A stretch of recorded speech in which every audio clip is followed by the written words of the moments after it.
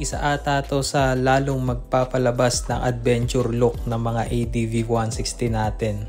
Itong CNC Brake Master cover na kulay pula. Kung natitipuhan mo yung itsura na to, panoorin mo to. So i-install na natin siya guys. So tanggalin muna natin yung dalawang stock na bolts niya. 2 pieces yan guys. Gumamit na lang kayo ng screwdriver dyan. Tapos angat na natin siya. Angat nyo guys, makikita nyo yung plastic na puti.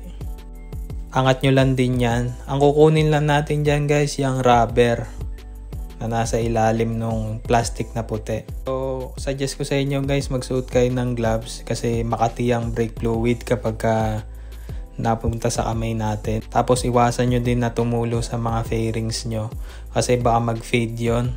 So ayan, nalipat ko na siya, no. Pinatong ko na. Kunin nyo naman yung mismong design niya, yung parang plate na red. Pero bago yung punasan nyo muna guys. Kasi baka may mga naiwan na brake fluid.